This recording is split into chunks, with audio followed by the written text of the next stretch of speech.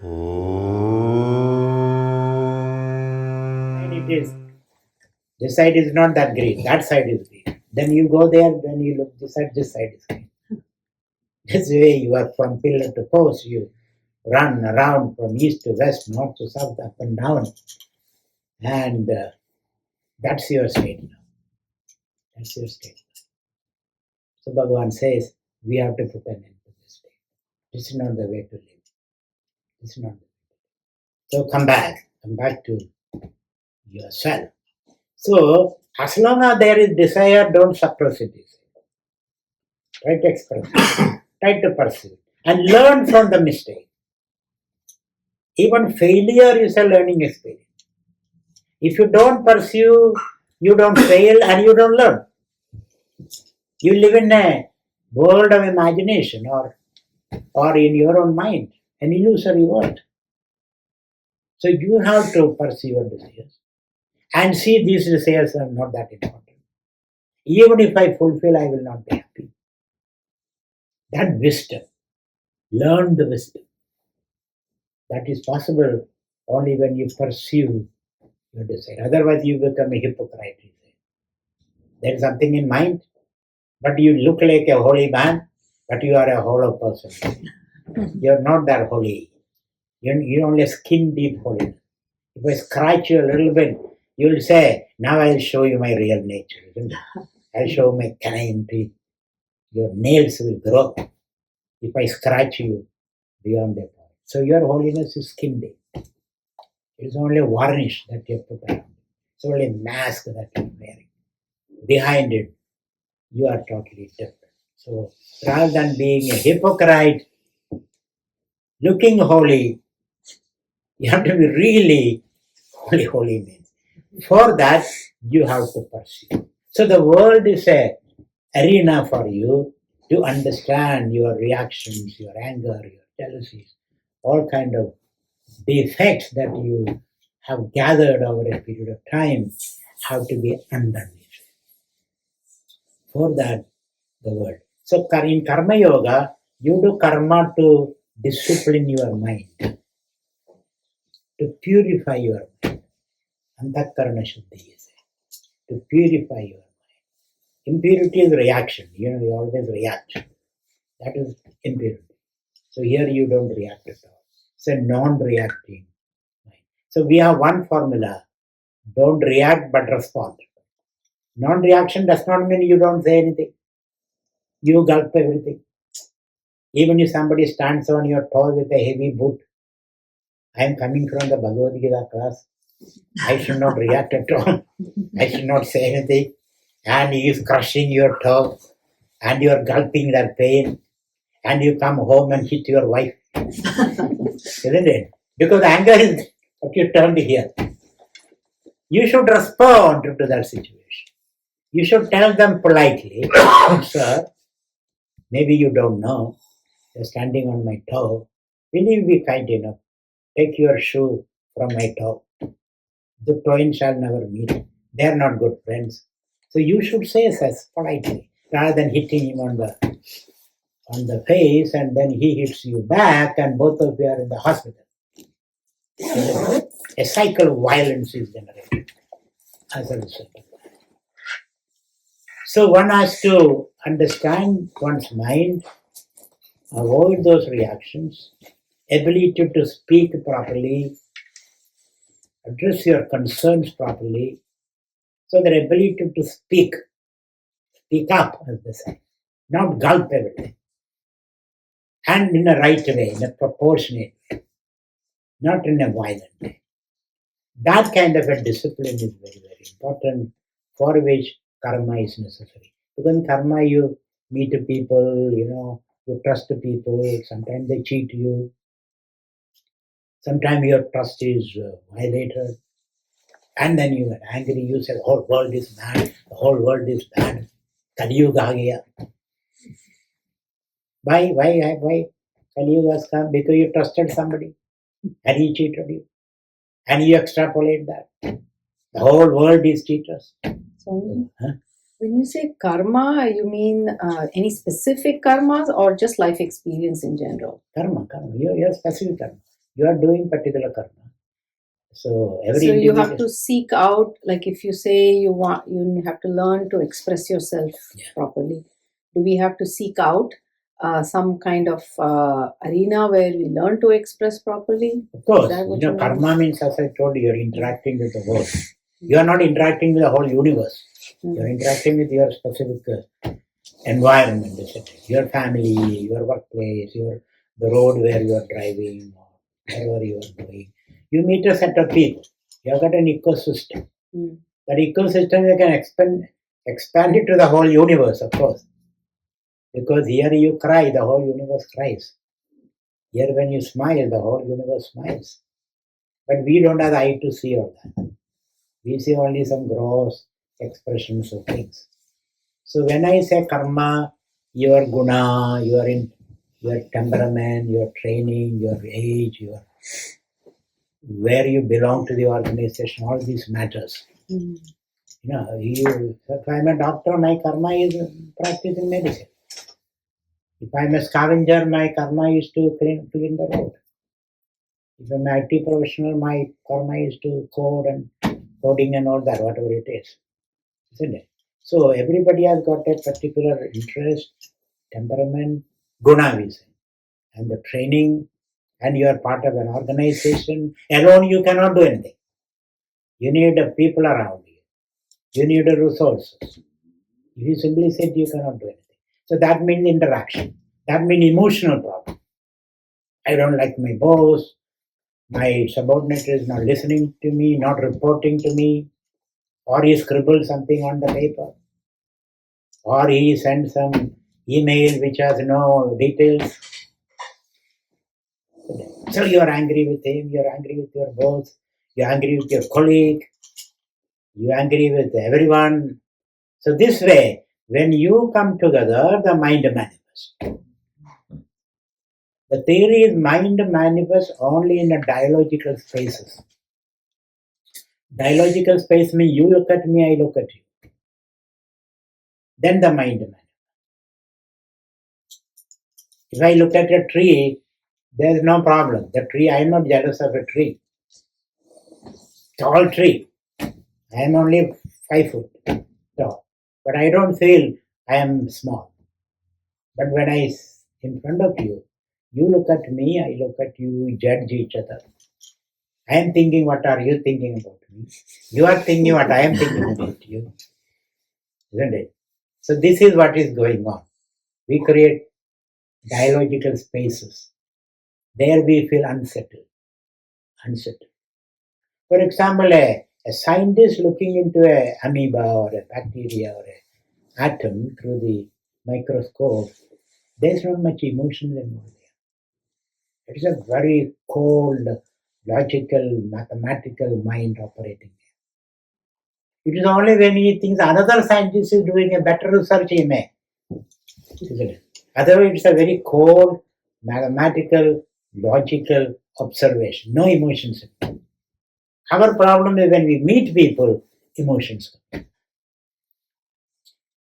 What are the emotions? Kama, Krodha, Lobha, Moha, Mada, Matsarya, Danda, Ahangara, Suya, Irshya and all that.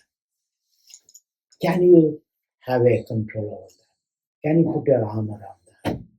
They all are necessary. I don't say they're unnecessary. But we are using it out of places. Kama is good. Kama, Krodha. Sometimes Krodha also is necessary. But you should know when, how. In Hindi we say, Krodha karna hai, Krodha hona nahi chahiye. Don't become anger, only show anger. Our problem is when we show anger, we become anger.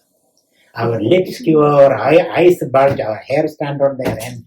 We press our hand and hit to the space. All those things. All kind of violent physical expression. And your blood pressure. Your blood pressure. And use all kind of wild language, unexpected, unbecoming. These are the problems. So we have to manage the mind.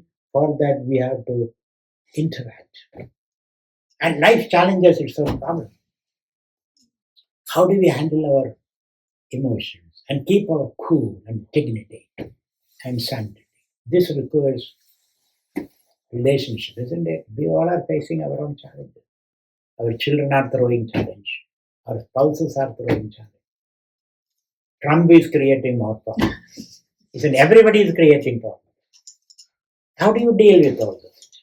Without losing your equanimity, your dignity, your composure. That is very, very important. That's the second chapter started saying, don't worry. Don't worry. Okay. So, Bhagavan says, pursue your interest, he says. Follow your desire. And the desire depend upon, of course, your training, your language, your culture. You see, if you are a Hindu, you have a desire to go and take a dip in the Ganga, isn't it? Or you are ready to take the trouble. You are ready to fly from here, go to Delhi, take a taxi, go to Haridwar, and have a dip in the Ganga. All this you are ready to do. If you are a Hindu. If you are not a Hindu, you will not. You go to Ganga, you say this is a dirty water. You don't take a bath. So your values, your culture, determine your desires. Your acceptance level, what you accept, what you don't accept. That also depends upon our culture. Indian parents here, they have a different mindset. Our kids here, they have a different mindset. And that doesn't match. That doesn't match. Their culture, our culture, don't match. And then conflict. Conflict, unnecessary pain, suffering happens. So therefore, the culture, our value system, our tradition, they all influence our desires. What we desire, what we don't desire, what is good, what is not good. So there is no absolute set of values. There's an absolute set of values. Values are always related. Of course, you can say there are certain absolute values, but they have to be contextually applied with sensitivity. You cannot bluntly apply those values. Not possible. So having said all this, you need a relationship, you need work to understand who you are, your mind, to quieten your mind. And then when the mind is quiet, you are able to access the spirit. And again, work become a channel of expressing, exploring and expressing your potential. There's no other way of exploring and expressing yourself. So work is always necessary. Before realization, after realization. Before realization to purify your life. After realization to express your happiness, your potential. So there is no time where you are away from work. You are always interacting. Life is an interactive enterprise. You cannot avoid that. Human beings, animals, and the trees, and the entire universe. We are always in connection and communication. Always. Consciously, unconsciously, physically, mentally, we are always in communication. Good question. You mentioned something about habits and how they kind of enslave us. How do you see the difference between habits and discipline? Through discipline, you can create new habits. You come with a set of habits and then you discipline. So discipline creates new habits. That's what we are trying to do. For that discipline, you need a vision. Other discipline become a burden. You should know why are you disciplining. So discipline with a vision, you discipline yourself. Then you create a new set of new habits. There will always be some habits. You cannot live without habits. Good habits, bad habits, desirable habits. So we replace old habits with a new set of habits. We replace old vision with a new vision. Old framework to new framework. Old worldview with the new world. Old worldview was a Ego-centered world. Now it is an eco-centered world. You look at your ego from the ecosystem. Earlier you looked at the ecosystem from your ego stand. So you shift your stand and then you discipline yourself. So that's what character is here. No, Swamiji, so the habits are in the realm of the transactional self. Transaction. The witnessing self is beyond Is habits. beyond that. Beyond habits. that. That's beyond that. But this, as long as you operate the Right. body mind, you need a habit. You need a good car, isn't it? To drive a long distance.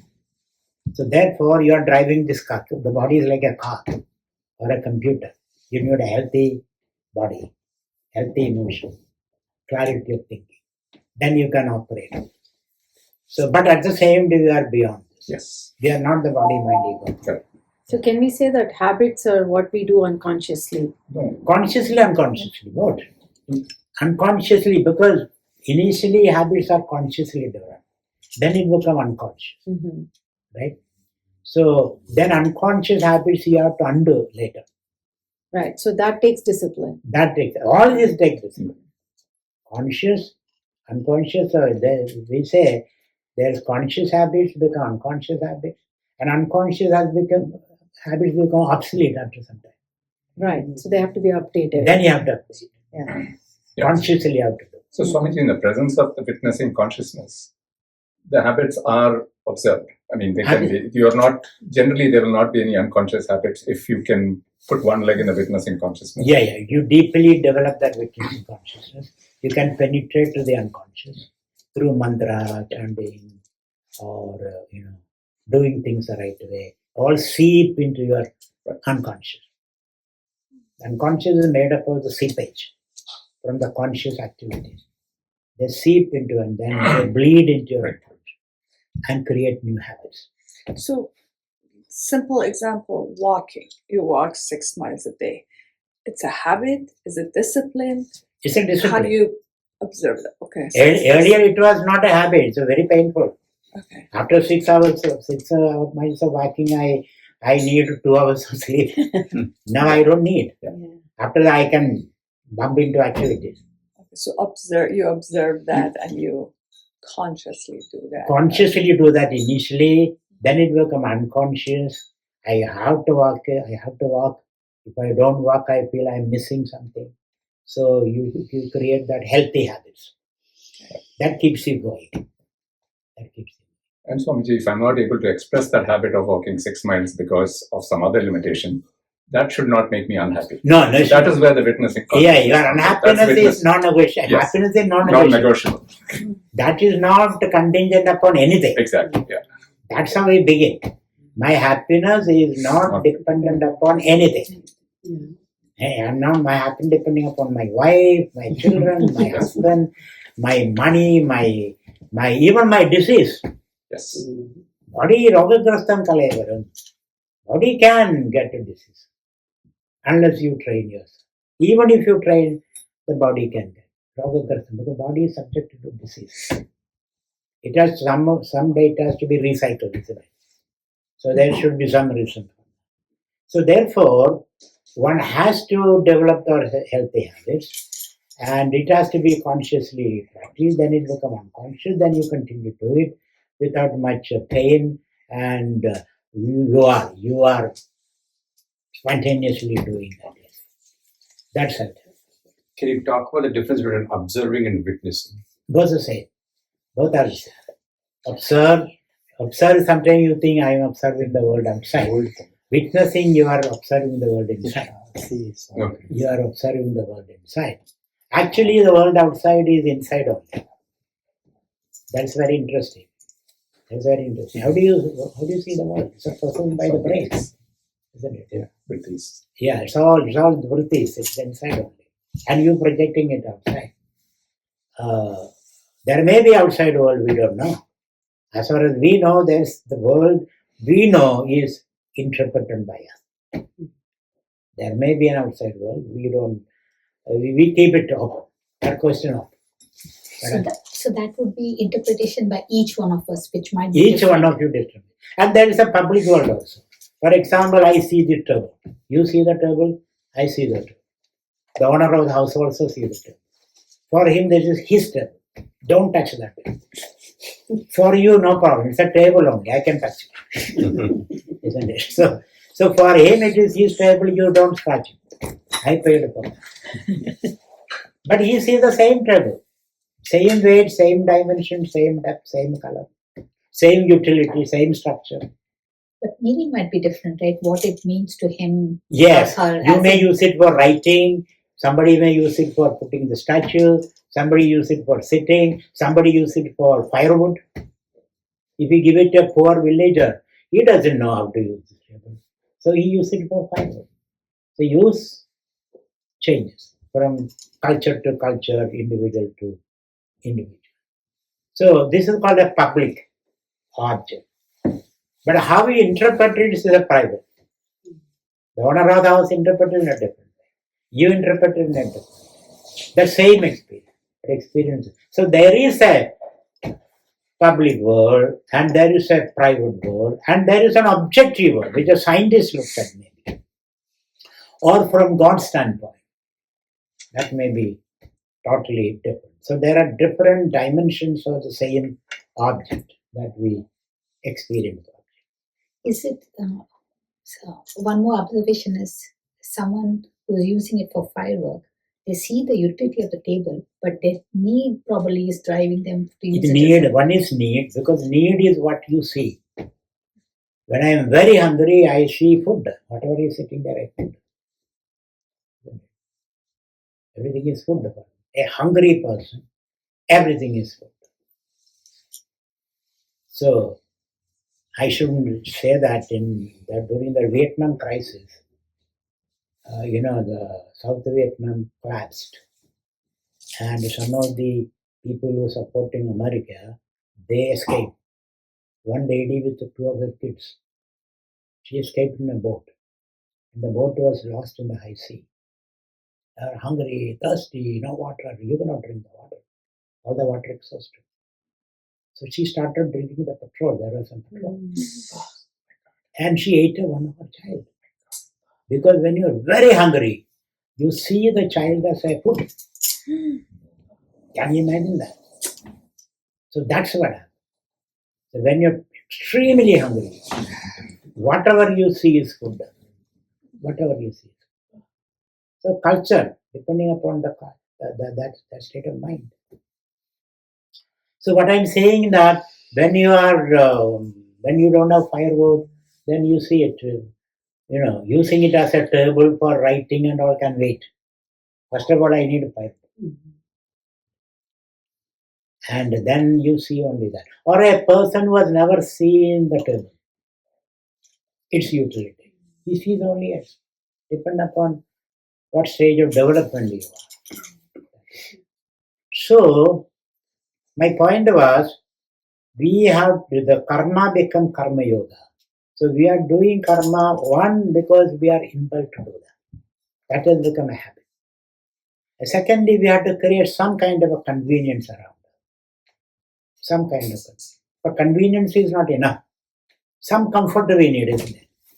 But comfort is not enough. Comfortably you can be unhappy. That also is there. A car is not enough. Sitting in the car you can be unhappy. So therefore we need some comfort for which you have to work.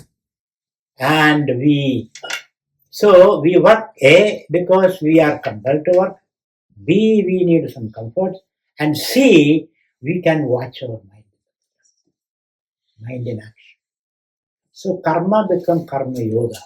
I am doing this karma mainly to purify my mind, to become a mature person, a non-reacting, mature person. When I am non-reacting and mature, I get access to the spirit. That's why you are doing karma. So the whole purpose of karma is different. I need access to the spirit. And spirit I don't know now, but what is unknown is the spirit. That is the definition of the spirit. It is unknown, it is immeasurable, it is unseen, and it is subtle, and it is beyond subtle and all that. So I get access to this. So that's why karma yoga comes. In karma yoga, you are not fretting and fuming about the outcome. Any outcome is okay. The major outcome aspect is I must not react.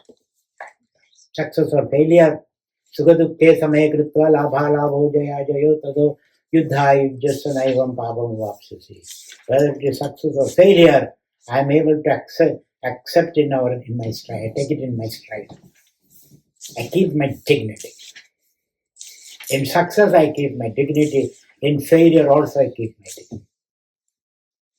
I keep my cool.